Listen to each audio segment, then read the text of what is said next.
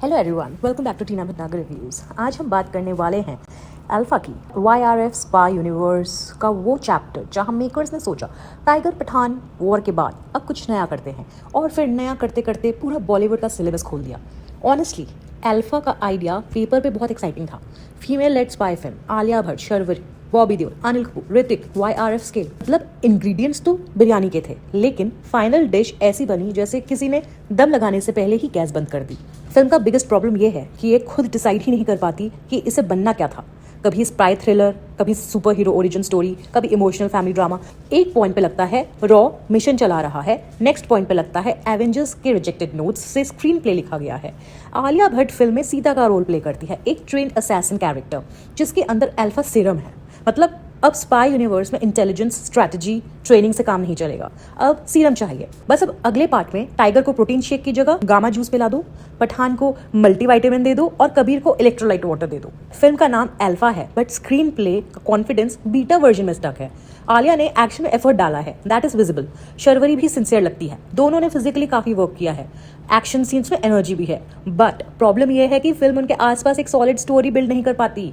इतनी talented actress को लेकर अगर आपसे बस slow motion entry, gun, punch, emotional trauma and background score सब कुछ दे दिया, बस कैरेक्टर डेप्थ देना भूल गए। शर्वरी का कैरेक्टर कभी इन्फ्लुएंसर, कभी एक्शन मोड, कभी इमोशनल सपोर्ट सिस्टम, मतलब मेकर्स ने उसको भी कंफ्यूज कर दिया। ऐसा लग रहा था कैरेक्टर ब्रीफिंग में बोला गया हो, बेटा तुम बस स्टाइलिश रहो, बाकी एडिट टेबल पे देख लेंगे। बॉबी देओल विलन है और ऑनेस्टली उनका स्क्रीन प्रेजेंस स्ट्रॉन्ग है, लेकिन विलन भी तभी डेंजरस लगता है जब राइटिंग उसको डेंजरस बनाए। यहाँ बॉबी देओल का वाइब ऐसा है जैसे एनिमल के बाद उनको बस बोला गया, सर बस आप आंखों से काम चला लो, स्क्रिप्ट हम बाद में भेज देंगे। अनिल कपूर रॉ चीफ है, बट उनका रोल देख के लगता है रॉ ऑफिस में सबसे ज्यादा काम उन्हीं को टेंशन लेने का मिला है।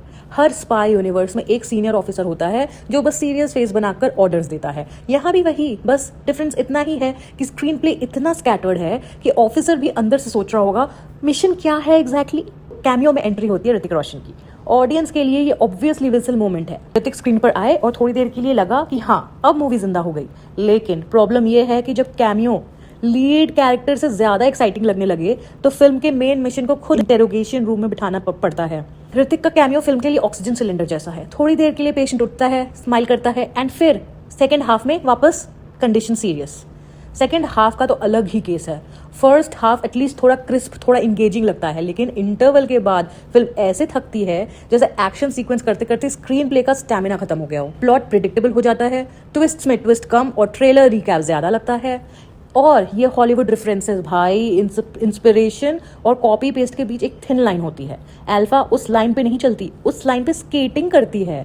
कभी ब्लैक विडो वाइब्स, कभी कैप्टन अमेरिका टाइप एक्सपेरिमेंट, कभी वॉल्वरीन एनर्जी, कभी गेम ऑफ थ्रोन्स का थोड़ा सा नमक। मतलब बॉलीवुड स्पाई यूनिवर्स बना रहे हो या पॉप कल्चर बुफे। सबसे फनी पार्ट ये है कि फिल्म फीमेल लेड एम्पावरमेंट के नाम पे आती है, लेकिन स्टोरी के अंदर भी विमेन को बार बार मेल कैरेक्टर्स गाइड कर रहे हैं, ऑर्डर दे रहे हैं, रेस्क्यू कर रहे हैं। मतलब पोस्टर पे अल्फा विमेन और स्क्रीन प्ले में बेटा ये मिशन ऐसे करना है, बेटा ये मिशन वैसे करना है। YRF स्पाई यूनिवर्स का स्केल हमेशा बड़ा होता है। Locations, action, entry shots, background music, slow motion, सब कुछ ग्रैंड। लेकिन अल्फा में वो ग्रैंडनेस कभी कभी रैपिंग पेपर जैसी लगती है। गिफ्ट बॉक्स बड़ा, रिबन शाइनी है, पर अंदर से स्टोरी मिसिंग है। एक्शन सीन्स वॉचेबल हैं, कुछ मोमेंट्स जेन्युइनली फन है, बट सिर्फ एक्शन से फिल्म नहीं बनती। स्टोरी भी चाहिए, इमोशन भी चाहिए, लॉजिक भी चाहिए। यहाँ लॉजिक कभी कभी ऐसे डिसअपियर होता है जैसे स्पाई मिशन पे गया हो और वापस आना ही भूल गया हो। म्यूजिक भी ऐसा नहीं है जो फिल्म को लिफ्ट करे। स्पाई यूनिवर्स में बैकग्राउंड स्कोर का इम्पैक्ट बहुत इंपॉर्टेंट होता है। टाइगर का थीम, पठान का स्वैग, वॉर का स्टाइल, सब याद रह जाता है। अल्फा का म्यूजिक मोस्टली ऐसा है कि थिएटर से निकलते ही मेमोरी फोम मैट्रेस की तरह दब गया। मुझे प्रॉब्लम फीमेल एक्शन फिल्म से बिल्कुल नहीं है, in fact I wanted this to work. Bollywood को strong female led commercial action film की जरूरत है, but strong female led film का मतलब ये नहीं होता कि हीरोइन को गन दे दो, लेदर जैकेट पहना दो, बस हो गया, मूवी बन गई। कैरेक्टर भी लिखना पड़ता है, कॉन्फ्लिक्ट बिल्ड करना पड़ता है, स्टेक्स फील करानी पड़ती हैं। अल्फा में परफॉर्मेंस एफर्टफुल है, एक्शन का स्केल विजिबल है, बट राइटिंग वीक है, और जब राइटिंग वीक होती है तो इवन गुड एक्टर्स भी फिल्म को पूरा रेस्क्यू नहीं कर पाते। सो फाइनल वर्डिक्ट, अल्फा एक मिस्ड अपॉर्चुनिटी है।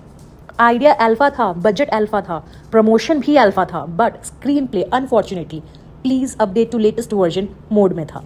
अगर आप YRF स्पाई यूनिवर्स के डाई हार्ट फैन हैं, ऋतिक कैमियो के लिए जा सकते हैं। एक्शन देखना है तो वन टाइम वॉच कर सकते हैं, बट अगर आप स्पाई थ्रिलर लवर हैं, sharp writing and solid emotional impact expect कर रहे हैं तो अल्फा आपको इंप्रेस करने के बजाय कंफ्यूज कर सकती है। मेरी तरफ से अल्फा को बोलूंगी, नाम में अल्फा, एग्जीक्यूशन में एवरेज और सेकेंड हाफ में फुल सिस्टम हैंग। आपने अल्फा देखी? आपको फिल्म जेन्युइनली पसंद आई या आप ही थिएटर में रॉ एजेंट की तरह मिसिंग लॉजिक ढूंढ रहे थे? कमेंट्स में बताओ। This is Tina Bhatnagar and you are watching Tina Bhatnagar reviews. Thank you for watching. Video पसंद आया तो वीडियो को लाइक करें, चैनल को सब्सक्राइब करें, अपने थॉट्स, अपना फीडबैक कमेंट्स में ज़रूर शेयर करें एंड मिलती हूँ आपसे नेक्स्ट रिव्यू में।